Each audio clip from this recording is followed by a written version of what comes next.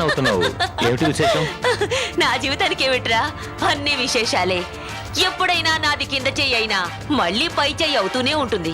పతనం అయినట్టు కనిపించినా మళ్ళీ పైకి లేచి నా ఊహలకు రెక్కలు కట్టుకొని ఎగురుతాను. దట్ ఈస్ పంకజం. నీ గురించి నాకు తెలియదాక ఇంతకీ ఎందుకింత ఆనందంగా ఉన్నావో చెప్పవా? నా గురించి తెలుసని మళ్ళీ నన్నే కారణం చెప్పమంటావేంట్రా? తెలిసిన వాళ్లకు చెప్పక్కర్లేదు, తెలియని వాళ్లకు చెప్పినా అర్థం కాదు. అలా అని తప్పించుకోలేవు, చెప్పాల్సిందే. చెప్తాను విను. నాతో పెట్టుకున్న జ్యోతి బతుకేమైంది? కుడితిలో పడ్డ ఎలకయింది. సత్యనారాయణతో పెళ్లయిపోయిందని తెగ సంబరపడిపోయింది. పీటల మీదే దాని రెండో మొగుణ్ణి అరెస్ట్ చేశారు. మొదటి మొగుడు బ్రహ్మాజీ చెడ్డవాడవడం వల్ల బాధపడింది జ్యోతి. రెండో మొగుడు సత్యనారాయణ మంచివాడు కావడం వల్ల బాధపడుతోంది. కాకి పుట్టి నలిపే పెరిగి నలిపే అన్నట్టు జ్యోతికి మొగుడు మారినా బాధ మారలేదు. అసలు నన్ను అడిగితే ఆడది మొగుడిని మార్చాలని చూడకూడదురా, మొగుడంటేనే బాధ. అదేంటక్క అంత మాట అనేసావు? చెట్టంత మొగాడిని నేను ఇక్కడే ఉన్నానుగా. చెట్టంత మగాడిని నువ్వనుకుంటే సరిపోయిందా? నా దృష్టిలో నువ్వు పిట్టంత మగాడివి, కాకి రెట్టంత మగాడివి. మరీ అలా తీసి పారే కాక. తీసి పారేయడం కాదురా, మీ మగాళ్ళందరికీ ఓ మాయరోగం ఉంది. మొగుడు కాకముందు బాగానే ఉంటారు, నువ్వే మొగుడు అనగానే ఎక్కడలేని బడాయి వచ్చేస్తుంది. ఓ పుల్ల ముక్కను తీసుకొచ్చి నువ్వే మొగుడంటే మహావృక్షంలో ఫీల్ అయిపోతుంది. నేను కూడానా? ఏ, నువ్వు మగాడివి కదా? సర్లే, ఇప్పుడు ఆ జ్యోతి బతికి ఏమవుతుందంటావు? ఎత్తి కుదేశాం కదా, 2 ముక్కలవుతుంది. అక్క, ఓ ప్రశ్న అడుగుతాను, తిట్టకుండా సమాధానం చెప్తావా? తిట్టే ప్రశ్నే ఏదో అడుగుతున్నావన్నమాట, అడుగు. వయసు పెరిగే కొద్దీ నీ అందం గ్లామరు ఎలా అయితే పెరుగుతున్నాయో పగా ప్రతీకారం కూడా అలాగే పెరుగుతున్నాయి. ఎందుకని? ఎందుకా? నాకు తమ్ముడై పుట్టి నువ్వు అడగాల్సిన ప్రశ్న కాదురా ఇది.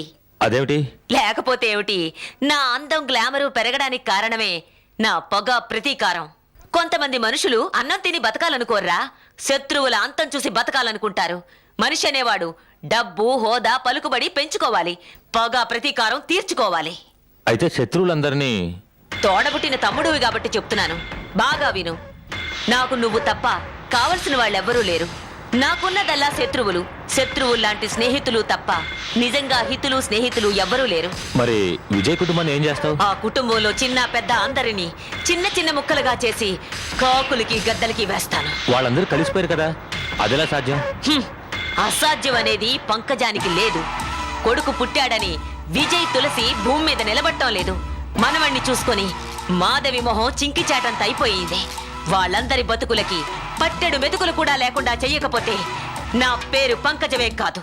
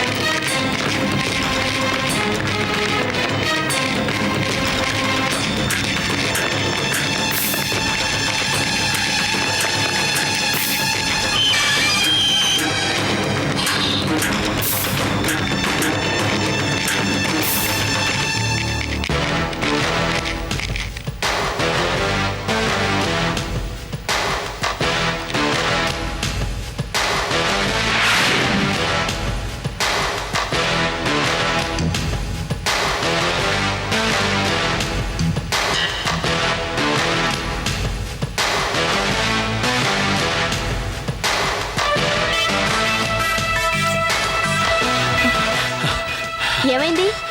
నగలు దొంగిలించి పారిపోయింది ఒక అమ్మాయి. వదలొద్దు, పట్టుకుని పోలీసులకు అప్పగించండి. మన వాళ్ళగా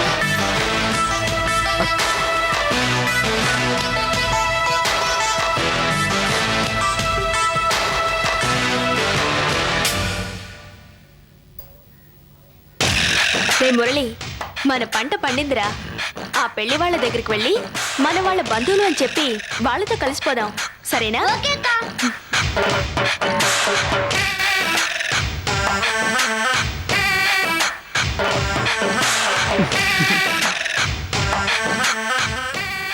బాగున్నావా వదినా? ఎవరమ్మా నువ్వు? ఆ సంగతి పెళ్లి కూతుర్నే అడగండి. మీరెవరో నాకు గుర్తు రావటం లేదు. కాబోయే ఆడపడుచుని అప్పుడే మర్చిపోతే ఎలా? ఆడబడుచా? ఆయనకి చెల్లెలు లేదే. అక్కడే పప్పులా కాలేశావు. నీ కాబోయే భర్తకి పిన్ని కూతుర్ని, పేరు రజని. వీడు మా అబ్బాయి మురళి. అన్నయ్య, కాబోయే వదిన ఎక్కడా అని అడిగితే దేవుడికి అర్చన చేయించడానికి వెళ్ళారు అని మా అన్నయ్య చెప్పాడు. అందుకే ఇక్కడికి వచ్చాను. ఆయన పంపారా? అవును, వదిన ఎలా ఉందో చూసి చెప్పు అని పంపాడు. ఎక్సలెంట్. మా అన్నయ్యది వెరీ గుడ్ టేస్ట్. నీలాంటి అందగత్త నాకు వదినగా రావడం నా అదృష్టం. అసలు పెళ్ళే వద్దన్న మా అన్నయ్య నిన్ను చూడగానే పెళ్లి కొప్పుకున్నాడంటే నువ్వు అందగత్తెవని అప్పుడే అనుకున్నాను. సరే సరే పదండి, టైం అవుతుంది. రా. చాలా గడిచాడని పెళ్లి కొడుకు.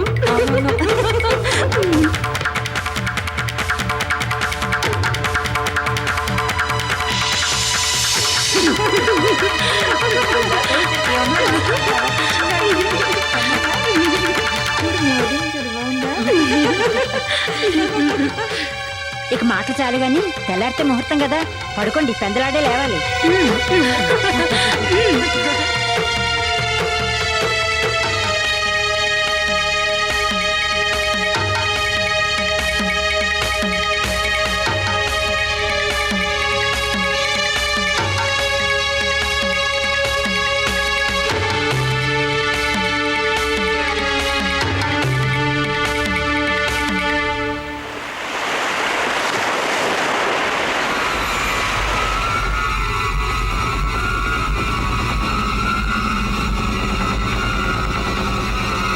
పెళ్లి కుమార్తెకు మంగళ స్నానం చేయించాలి. నిద్ర లేవండి. లేవండి. లేంబాయి, మంగళ స్నానం చేయించాలి. ఏయ్ లేవండి, లేవండి మా, స్నానం చేయించాలి, లేవండి.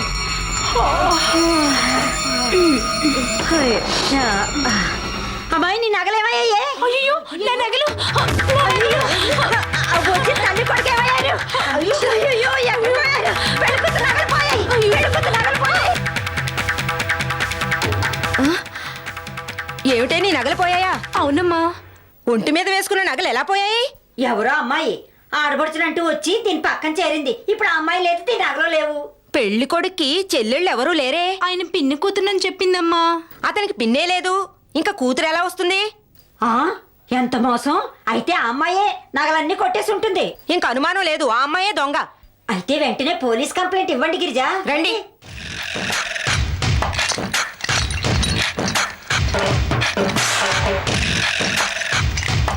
మురళి, ఈ నగలు జడ్జి గారింట్లో కొట్టేసినవి కదూ? అవును. ఎమ్మెల్యే గారింట్లో పెళ్లికి వెళ్ళినప్పుడు కొట్టేసినవి ఏవి? ఏ ఎమ్మెల్యే గారి ఇంట్లో? ఒరేయ్, నాకే టోకరా వేయాలని చూడుకో. ఓహో, ఆ నగలా మర్చిపోయాను, ఉండి తెస్తాను. నేను మర్చిపోయి ఉంటానని వీడి అతి తెలివి. నాకన్నీ గుర్తేరా.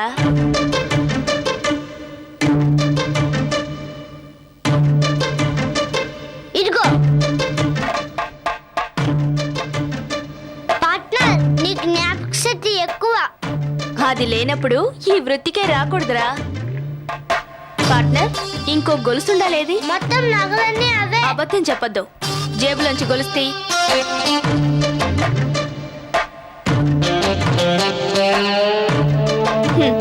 నా దగ్గర నీ వేషాలు. అయితే అన్ని నగలు నువ్వే తీసేసుకుంటావా? నీకు ఇస్తానులేరా. ఇది నీ బాట, తీసుకో. చాలా అన్యాయం. పార్ట్నర్ నవ్వు ఇద్దరికి సమానంగా రావాలి. ఏమిట్రోయ్, పెట్ట కోత పట్టింది? రైల్వే స్టేషన్ లో దిక్కు లేకుండా పడుంటే ఎవరు లేని అనాథవని జాలి తలచి నిన్ను చేరదీశాను. నువ్వు కూడా ఎవరు లేని అనాథవనే కదా నేను నీతో ఉన్నాను. అయితే ఏమంటావ్? ఇద్దరు సమానంగా కష్టపడ్డాం. 50-50 వాటవే, లేదా నా డాడ్ నాది, నీ డాడ్ నీది. ఒరేయ్ ఆగు. ఇన్నాళ్ళు కలిసిమెలిసి ఉన్నావు, ఇప్పుడు వెళ్ళిపోతానంటే ఎలా? నీ వాటా నీకు ఇస్తానులే, ఉండు.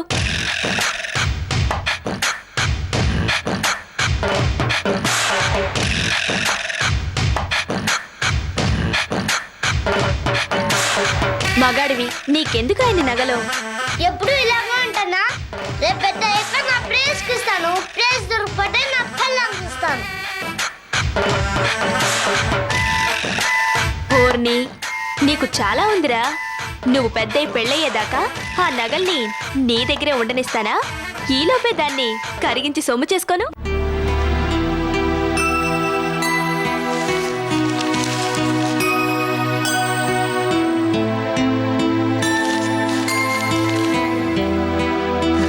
నమస్తే సార్.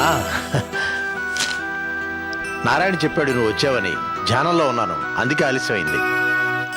పర్వాలేదు, ఆలస్యం చేసినా నన్ను అలక్ష్యం చేయరని తెలుసు, అందుకే మీ దగ్గరకు వచ్చాను. నా వృత్తిలోనూ ప్రవృత్తిలోనూ అలక్ష్యం అనే మాటే లేదు. తెలుసు. నువ్వెందుకు వచ్చావో నాకు తెలుసు. అయ్యా జ్యూస్ తీసుకో జ్యోతి.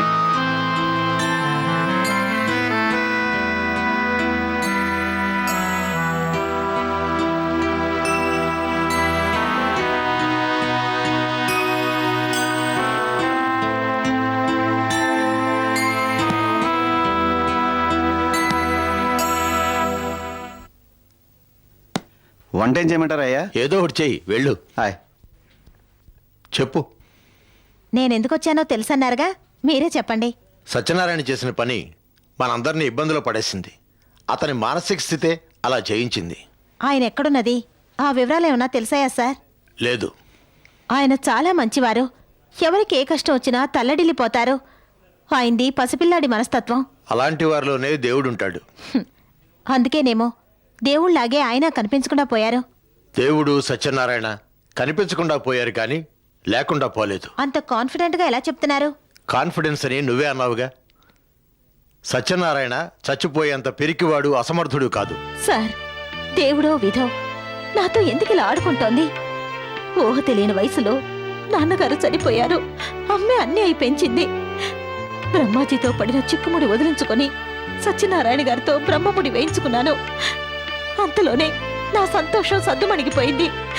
ఆనందం అందలం ఎక్కిస్తుందనుకున్నాను, విసిరి కొడుతుందనుకోలేదు. తిరిగి చూసుకుంటే ఏముంది? ఏమీ లేదు. పెళ్లి పీటల మీదే సత్యనారాయణ గారు అరెస్ట్ అయ్యారు. అమ్మకి హార్ట్ అటాక్ వచ్చింది. ఆ తర్వాత హాస్పిటల్లో అమ్మ చనిపోయింది. సత్యనారాయణ గారు కనిపించకుండా పోయారు. హఠాత్తుగా ఎవరూ తానైపోయాను, ఒంటరి తానైపోయాను. జ్యోతి, ప్రపంచంలో ప్రతి మనిషి ఒంటరి. సంతోషంలో, ఆనందంలో అందరూ ఉంటారు, కానీ బాధలో, దుఃఖంలో ఎవరు ఉండరు. ఇది నిజం. అది కాదు సార్, నేను కాలేజీలో చదువుతున్నప్పుడు టెన్నిస్ ఆడేదాన్ని.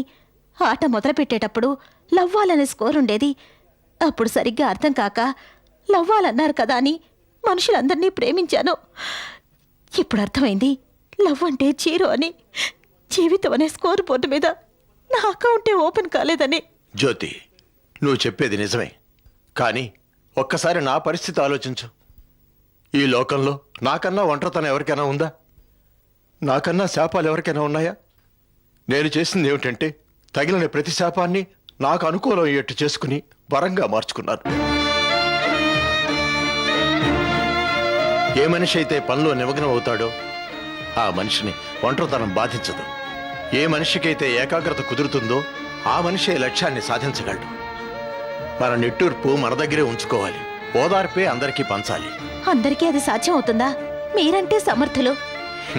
నేనేమీ సమర్థుణ్ణి కాదు, సమర్థ సద్గురు సాయినాథుని సేవకుణ్ణి. ఆయన దయ నా మీద ఎప్పుడూ ప్రసరిస్తూ ఉంటుంది. అదేదో మా మీద కూడా ప్రసరించొచ్చుగా. తప్పక ప్రసరిస్తుంది. సమస్త జీవరాశుల మీద ఆ దయ ఉంటుంది, కానీ ఆ ఎరుక ఉండదు. అంచేత దేవుని దయ లేదనుకుంటారు. సత్యనారాయణ ఆచూకీ తెలియకపోయినా ఎక్కడో అక్కడ క్షేమంగా ఉంటాడన్న నమ్మకం పెట్టుకో. బ్యాంకు బాధ్యతలనే కాక ఆ కుటుంబ బాధ్యతలు కూడా నీ మీద పెట్టుకున్నావు. ఇప్పుడు నీ పరిస్థితికి అది చాలా అవసరం. కానీ అనుమానాలేమీ పెట్టుకోకు. చిన్నప్పుడు పాపాయిగా ఉన్నప్పుడు పాలు తాగావు, పాకడానికి ప్రయత్నించావు. తర్వాత నడవడానికి ప్రయత్నించి పడిపోయావు, మళ్ళీ లేచావు, నడిచావు, తర్వాత పరుగులు పెట్టావు. ఇదంతా ఒక్క రోజులో సాధ్యం కాలేదు, అలా అని అసాధ్యమూ కాలేదు. Be Brave.